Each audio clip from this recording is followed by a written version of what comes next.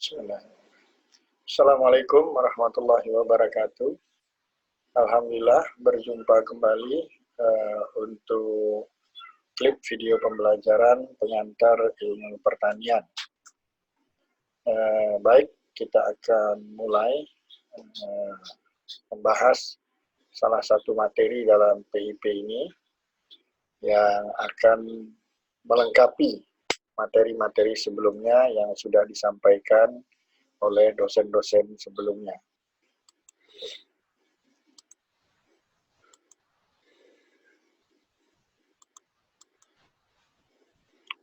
Ini ada materi yang bagus yang saya dapat dari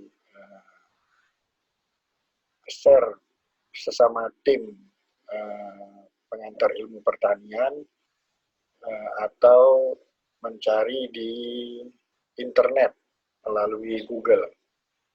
Jadi ini materi tentang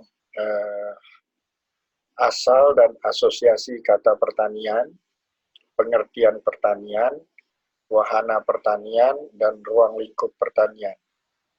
Materi ini aslinya milik Profesor Dr. Insinyur Benyamin Lakitan, MSc. Jadi mohon izin ini Prof. Benyamin, materi Profesor saya share untuk peserta mata kuliah ilmu pertanian, pengantar ilmu pertanian di program studi ilmu tanah, Fakultas Pertanian Universitas Tanjung Pura. Terima kasih, Prof.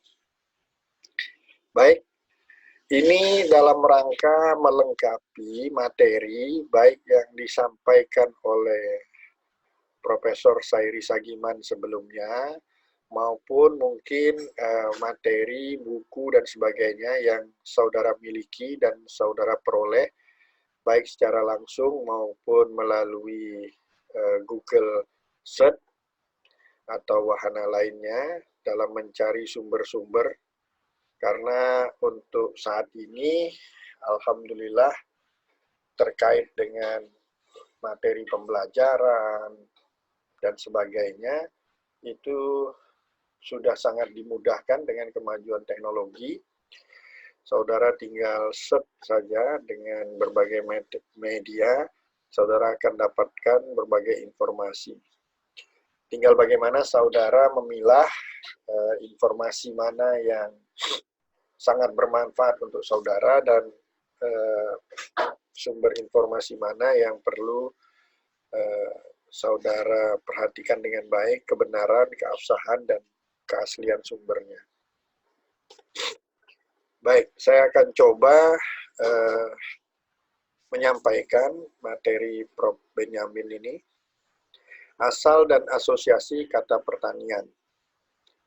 Pertanian di Indonesia merupakan padanan kata dari agriculture, bahasa Inggrisnya, yang berasal dari kata agricultura, nah ini bahasa Latin. Kombinasi dari ager berarti lahan dan kultura berarti kultur. Jadi ini ya, asal dan asosiasi kata pertanian.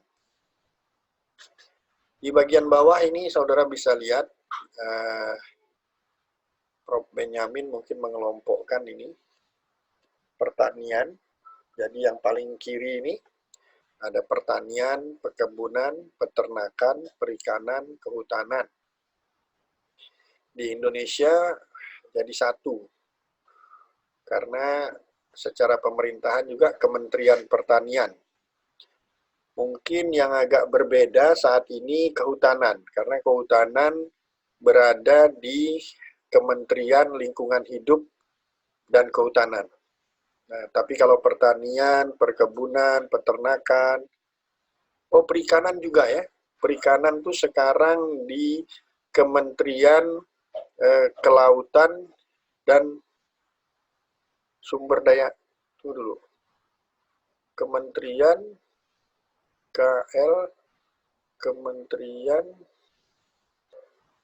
Kementerian Kelautan dan Sumber Daya Perikanan. Kementerian Kelautan, KK, aduh kok saya lupa ya. Yang jelas ini ada kementeriannya sendiri dan ada Menko-nya juga. Menko Maritim. Nanti saudara bisa cek ya. Terus apa terkait dengan kegunaan atau produk dari pertanian itu sendiri? Yang pertama tentu pangan. Lalu ada juga produk pertanian yang berfungsi sebagai obat. Ada lagi produk pertanian sebagai bahan baku. Ada dari segi estetika sebagai taman. Bahkan terkini itu sebagai bioenergi. Nah, dikembangkan. Coba lihat satu-satu. Pangan kita udah tahu lah ya. Mulai dari pangan pokok kita, beras, padi, itu termasuk pangan, sayur-sayuran, buah-buahan. Terus kalau dari peternakan itu daging misalnya, perikanan juga. Kehutanan ada mungkin beberapa produk pertanian yang masuk di wilayah kehutanan ini yang sebagai sumber bahan pangan. Biasanya kearifan lokal yang tahu. Obat, nah banyak juga produk pertanian yang berfungsi sebagai obat karena saat ini, dekade-dekade terakhir ini, orang lebih cenderung kepada pengobatan yang bersifat herbal. Herbal itu artinya berasal dari tumbuh-tumbuhan. Jadi bukan kandungan bahan kimia. Jadi diekstrak dari produk-produk pertanian yang diketahui memiliki khasiat obat. Kalau bahan baku ini lebih ke perkebunan biasanya. Misalnya di daerah kita ini banyak kebun sawit, itu buahnya menghasilkan CPO. CPO itu sebagai bahan baku dan turunannya itu banyak sekali. Turunan dari CPO itu bisa dimanfaatkan macam-macam, termasuk misalnya kosmetik. Taman, baik itu masuk dalam pertanian, perkebunan, kalau peternakan mungkin apa tamannya? Zoo apa? Kebun binatang kali ya. Perikanan, ada apa? Estetika tuh akuarium dan sebagainya. Sekarang bahkan yang berkembang adalah akuarium air asin. Jadi karena ternyata ikan-ikan hias di laut itu lebih bervariasi dan dari segi corak warna dan sebagainya lebih bagus. Tapi memang maintenance-nya, perawatannya cukup berat. Apalagi untuk daerah-daerah yang sumber air asinnya jauh, artinya jauh dari pesisir. Baik, itu produk pertamanya. Lalu ada lagi pengelompokan dari segi pertanian ini, dari tanamannya ada yang disebut dengan tanaman semusim, tanaman tahunan, lalu hortikultura. Mungkin saudara juga udah tahu, kalau yang dari SPMA ya, sekolah pertanian udah sering tahu ini. Kalau tanaman semusim misalnya dalam satu musim dia udah berproduksi. Ya tadi yang kita bicara, sumber bahan pokok kita itu padi, menghasilkan beras, itu termasuk semusim. Kalau tahunan ini artinya umurnya itu melebihi 1 tahun. Tanaman-tanaman perkebunan yang menghasilkan bahan baku itu biasanya masuk dalam tahunan-tahunan. Jadi sekali saudara menanam, saudara akan mendapatkan hasilnya berkali-kali. Sampai pada saat tanaman itu sudah secara break even, dari input dan outputnya sudah lebih besar input daripada output atau hasilnya. Nah itu tanaman itu harus di replanting. Itu biasanya sekarang yang sedang berkembang dan sedang dibahas itu sawit. Itu sudah masuk pada saat pertama kali dikembangkan dan booming di Indonesia. Yang periode-periode awal sudah harus di replanting, diremajakan. Hortikultura ini tanaman sayur-sayuran misalnya. Kalau di Pontianak ini di daerah Siantan itu ada sentra produksi tanaman hortikultura, dan kalau Pontianak ini terkenal dengan misalnya lidah buaya. Nah, itu termasuk hortikultura. Jadi kalau tadi tanaman semusim, tanaman tahunan itu dari umur, dari segi umur. Kalau hortikultura ini bagiannya mungkin ya sayur-sayuran masuk, bunga-bungaan mungkin masuk hortikultura, walaupun tumbuhnya lebih dari setahun. Lalu yang terakhir ini berbicara tentang berbagai jenis produk dari pertanian. Ada yang menghasilkan buah, jadi buahnya yang kita ambil. Ada yang bunganya, ini yang hortikultura ya. Jadi bukan sebagai bahan pangan, bukan yang kita makan, tapi dari segi estetik, taman tadi ya, bunganya yang indah. Ada yang daun. Apa contohnya? Kalau rumah makan Padang tuh paling tuh, pasti ada daun ubi kan. Nah, daun ubi itu diambil daunnya.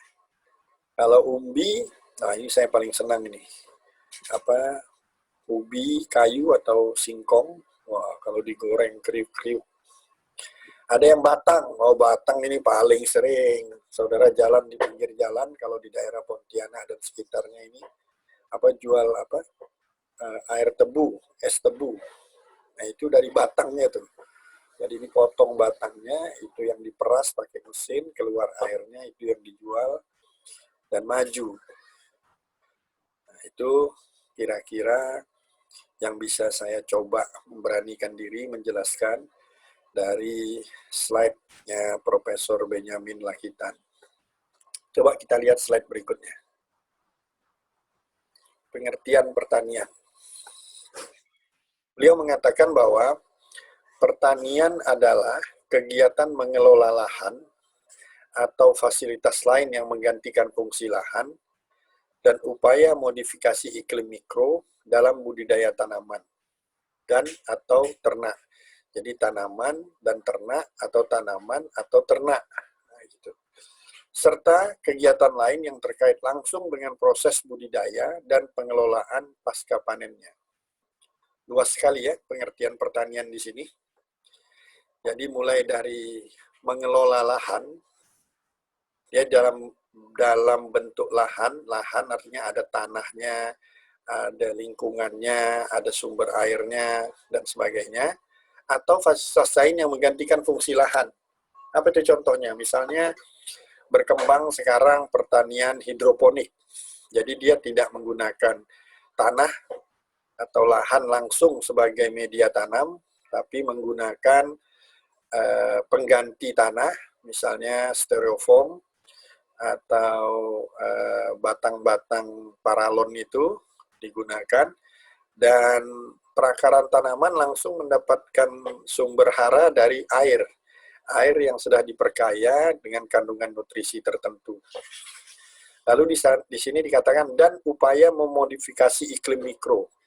Di negara-negara maju ini sudah tidak heran lagi, terutama negara-negara yang mengenal 4 musim.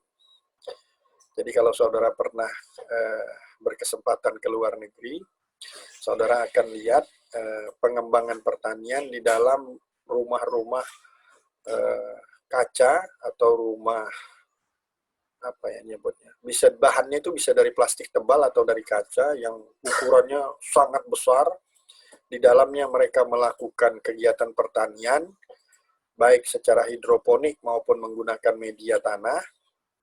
Dan ini dalam rangka memodifikasi iklim, karena mereka mengenal 4 musim. Jadi ada musim-musim tertentu yang secara aslinya tidak memungkinkan mereka untuk bertanam. Nah, dengan adanya semacam rumah kaca ini, maka mereka tetap bisa melakukan kegiatan pertanian sepanjang tahun. Jadi sedang musim dingin pun mereka tetap bisa berproduksi karena iklim mikro, khusus yang di sekitar tanaman tempat mereka melakukan budidaya itu dimodifikasi, jadi seolah-olah tidak sedang musim dingin. Di daerah-daerah kita juga sebenarnya, misalnya di daerah temperate artinya yang sangat panas misalnya, di mana biasanya bertanam sangat tergantung kebutuhan ketersediaan air, itu juga dikembangkan wahana atau tempat untuk memodifikasi iklim ini. Ada jenis-jenis tanaman tertentu yang menghendaki iklim tertentu. Nah, agar tanaman ini juga bisa hidup dan menghasilkan sesuai dengan usaha budidaya, maka mereka melakukan modifikasi iklim.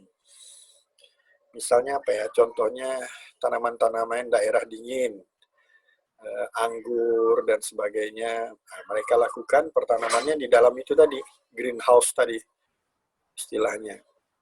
Atau juga bisa di teknologi lain atau dikembangkan kultur jaringan, mereka akan kembangkan varietas tertentu yang bisa tumbuh di daerah-daerah yang berbeda dari asal tanaman itu. Jadi awalnya tanaman di daerah dingin, lalu dimodifikasi sehingga mampu tumbuh dan berproduksi di daerah yang bukan dingin. Nah, seperti itu kira-kira. Serta kegiatan lain yang terkait langsung dengan proses budidaya dengan pengelolaan pasca panen. Jadi pertanian ini bahkan tidak hanya proses menghasilkan produk, tapi juga sampai ke pengelolaan pasca panen ya.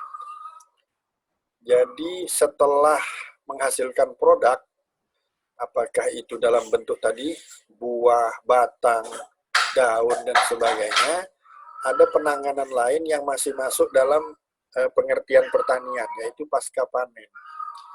Dan biasanya berdasarkan tata niaga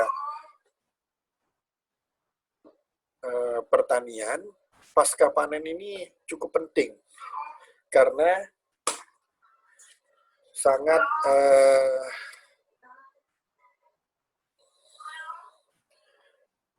menentukan dari produk-produk pertanian yang dihasilkan.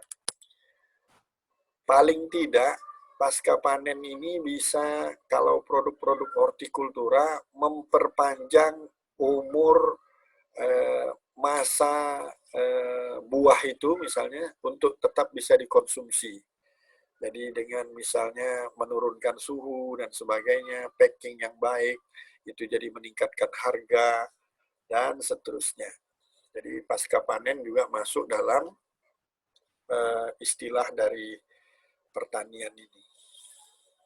Begitu kira-kira pemahaman saya dari slide-nya Profesor Benyamin Lakitan ini. Berikutnya, beliau memaparkan di sini yang dimaksud wahana pertanian. Dari pengertian tadi, lalu sekarang kita coba mungkin semacam cakupan ya. Jadi pertanian itu ada ilmunya, ada bisnisnya, juga ada seninya. Kalau ilmu, menurut beliau, itu iptek untuk peningkatan produktivitas, kualitas, dan ragam produk. Nah, ini dikembangkan. Tadi saya sebut kultur jaringan misalnya. Mereka melakukan kegiatan untuk merekayasa genetik, sehingga satu tanaman yang awalnya misalnya berproduksi maksimal 2 ton, misalnya padi, bisa 2 kali lipat, bisa 4 ton misalnya. Lalu penyesuaian iklim misalnya, varietas-varietas tanaman yang hanya bisa hidup di daerah tidak terlalu berair, bisa hidup di daerah atau dikembangkan tanaman produk atau varietas yang bisa tumbuh di daerah yang beriklim basah, misalnya pasang surut dan sebagainya. Terus kualitas buah, ukuran buah misalnya, yang dulu misalnya jambu batu itu ukurannya kecil-kecil. Waktu zaman saya naik manjat pohon jambu tuh, jambu batu tau kan, jambu biji itu kecil-kecil itu, merah. Sekarang coba lihat orang jual jambu yang untuk di jus dan sebagainya, bukan main besar. Nah, itu juga termasuk dalam peran ilmu di bidang pertanian terkait kualitas. Ragam produk. Apa ya contohnya misalnya, anggur itu ada yang hijau, ada yang ungu, ada yang merah, bahkan ada yang mendekati hitam. Terus produk ini apa contohnya ya? Di pasca panennya mungkin ya, teknologi atau ilmu yang diterapkan dalam pasca panen. Jadi produk itu dari misalnya satu jenis buah, di pasaran nanti ada macam-macam bentuknya. Ada yang sudah dipotong-potong, ada yang sudah diolah jadi jus, ada yang macam mana. Jadi itu ragam produk yang diperankan oleh peran ilmu di sini ya. Kalau bisnis itu panduan ilmu dan seni untuk tujuan keuntungan ekonomi. Nah ini tadi, kalau dicontohkan paling mudah itu pasca panen. Jadi suatu produk pertanian dengan sentuhan pasca panen yang baik, dengan panduan teknologi yang ada dari hasil ilmu tadi, dari segi bisnis ini akan lebih menguntungkan. Packaging itu pengepakan, jadi umur produk itu, misalnya kita lihat buah-buahan di toko-toko buah di tempat kita itu bukan dekat-dekat itu, paling banyak misalnya dari RRC, dari Cina tuh ya, itu kapan panennya, sampai di sini masih bisa kita makan, harusnya secara logika mungkin kalau 1 bulan dia udah busuk. Nah, seperti itu ya. Yang terakhir ini ada seninya. Tadi mungkin masih ingat ya, taman. Menggunakan tanaman sebagai materi utama. Jadi taman. Di rumah orang tua saya itu ada apa? Bonsai, tahu nggak bonsai? Bonsai itu tanaman yang harusnya tumbuh besar dengan teknologi dan kemampuan dan sentuhan seni.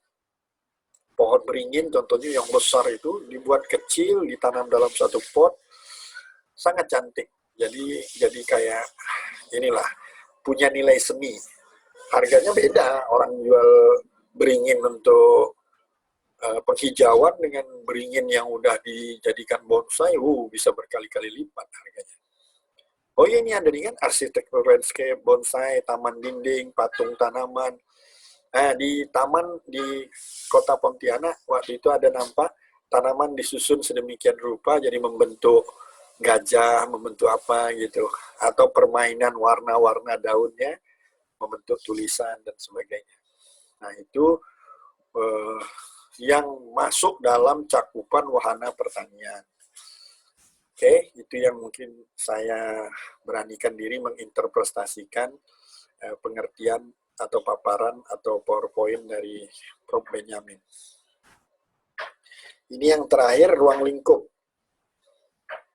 Ruang lingkupnya iklim masuk, medianya masuk, komoditasnya masuk, saprodi masuk, aktivitas masuk. Kita lihat satu-satu. Iklim, dari tadi kita sudah sering sebut ya. Pemodelan tadi dengan greenhouse tadi, memodifikasi iklim sehingga tanaman yang diusahakan bisa tumbuh dengan baik, walaupun sebenarnya kondisi di luar atau bukan di tempat kita melakukan pertanaman berbeda ya. Kalau media tadi yang terbaik, yang terbaru itu hidroponik, atau ini ada aeroponik, jadi ditanam bergantung aja di udara sepertinya, pakai model infus. Komoditas, nah, ini ada semusim, tahunan, hortikultura, kalau ternak ada unggas, ada ruminansia, saprodi, nah benih unggul tadi itu keterlibatan para perekayasa genetika untuk mendapatkan varietas tertentu yang memberikan hasil sangat tinggi, jadi sangat menguntungkan dengan input yang terbatas. Pupuk organik juga dikembangkan, pestisida alami, sekarang orang sudah mengarah ke yang alami semua. Jadi dari segi pemanfaatan dan dampaknya jauh lebih baik dibandingkan yang non-alami ya.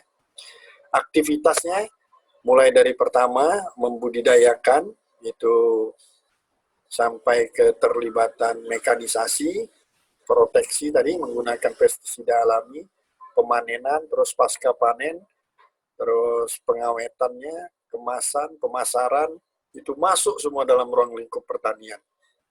Cuma tentu pengembangannya akan berbeda-beda. Misalnya pada program studi ilmu tanah, tentu lebih menekankan kepada media. Dan kepada teman-teman yang di agribisnis, mungkin lebih kepada aktivitas di pasca panen dan sebagainya. Kepada teman-teman hama dan penyakit, mungkin itu tadi saprodinya mengembangkan pestisida alami. Teman-teman agrotek, itu paling lengkap itu mungkin dari segi tanamannya, dari segi bagaimana mendapatkan benih unggulnya, terus bagaimana mengembangkan pupuk sebagai sumber haranya dan sebagainya. Apalagi prodi di tempat kita, prodi manajemen sumber daya perairan. Ini juga hampir sama, tapi tentu produknya beda. Produknya terkait sumber daya air ya, ikan dan sebagainya. Terus ada prodi pasca panen. Nah, ini dia pasca panen ada prodinya kita. Ini aktivitas yang masih masuk dalam, makanya berada di Fakultas Pertanian, cocok sekali.